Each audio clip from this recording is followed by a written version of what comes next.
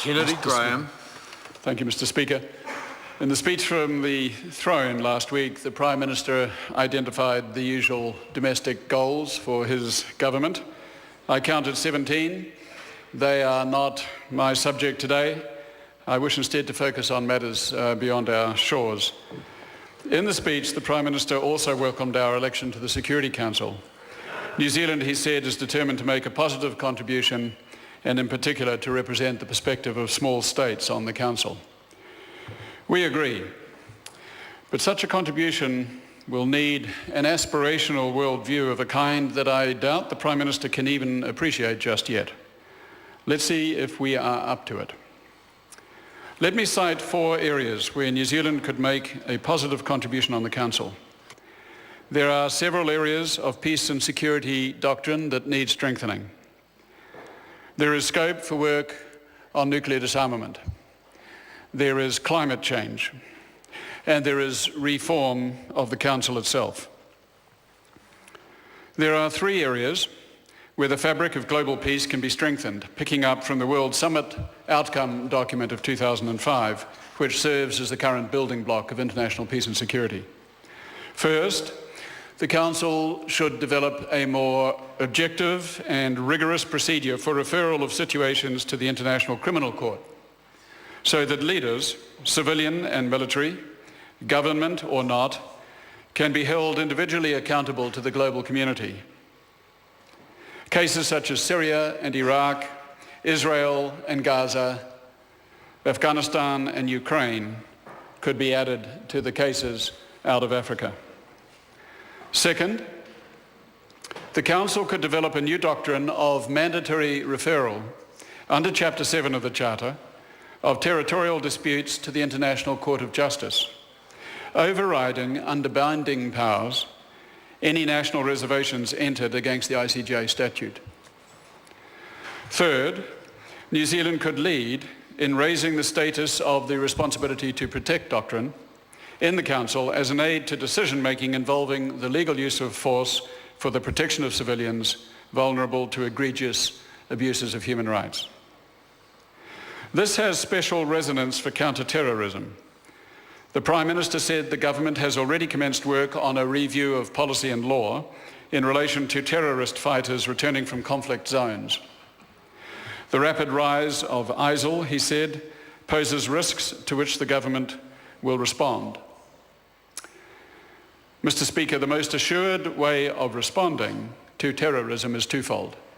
First, we make sure that any use of force against terrorists is strictly in accordance with international law as Resolution 2170 demands. And we address its root causes, as identified in the UN's Global Counter-Terrorism Strategy of 2005, reaffirmed last August in Council Resolution 2178. The second area where we could contribute is in nuclear disarmament.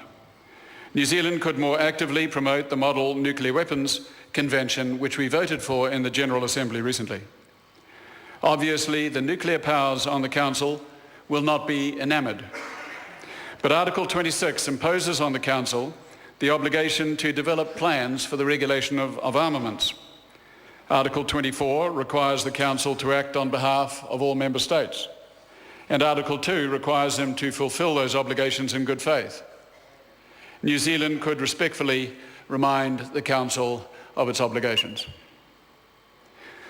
The third area is in climate change.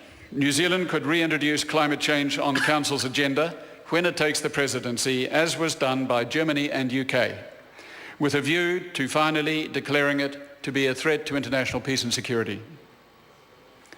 Finally, sir, there is the much broader issue of Security Council reform. This has a long history of intelligent proposals fronting up against the implacable and entrenched opposition from the major powers. Small states cross this terrain at their risk. But creative work from the middle powers and the small states will be the only way for fundamental change to the Security Council. New Zealand, along with Jordan and Chile and Chad, are the 4 small states on the Council next year. Can we work together? The contemporary saga of Security Council reform dates from 2004, with a report of the high-level panel on threats, challenges and change. As the panel said then, we see no practical way of changing the existing permanent members' veto powers. Yet the veto has an anachronistic character that is unsuitable for the United Nations in an increasingly democratic age. The panel urged its use be limited to matters where the vital interests of the major powers are genuinely at stake. The panel requested the Permanent Five individually to pledge to refrain from the veto in cases of genocide and large-scale human rights abuses. And it proposed a system of indicative voting, whereby council members could call for a public indication of position, and where a no vote would not constitute a veto, and the vote would not have legal effect. The panel's general ideas were picked up by a group of small states known as the Small Five: Costa Rica, Liechtenstein, Switzerland, Jordan, Singapore. The group put forward a draft resolution to the General Assembly back in 2005 and again in 2011 and 12 on improving the working methods of the Security Council. The draft was both far-reaching and far-ranging. Among other things, it proposed three major changes to the veto. First, a permanent member casting a veto would be required to explain its reasons for doing so, including how such a decision is consistent with the Charter and international law. A copy of its explanation would be circulated to all member states. Second, the Permanent Five would refrain from using a veto to block council action in situations involving serious allegations of genocide, crimes against humanity, and grave breaches of humanitarian law. And third, a convention would develop in appropriate cases of declaring that a negative vote will not constitute a veto under Article 27. Mr. Speaker, I think no action in the history of the United Nations has illustrated such vision, such creativity and courage as the proposal of the Small Five in 2012. The matter came to a head when the Permanent Five pulled out all stops to prevent a vote on the draft. It effectively became a struggle between the five most powerful and virtually the five least powerful over the future of the world body.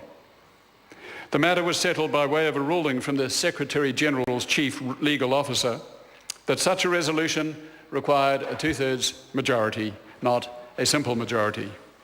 So the Small Five withdrew their draft. And, sir, things remain the same. Russia and China vetoed resolutions over Syria, the US vetoes over Israel, the Council remains largely ineffective. Not as ineffectual as during the Cold War, but not as effectual as is needed for the 21st century. I cite these developments because they stand as a beacon for New Zealand's forthcoming tenure on the Council.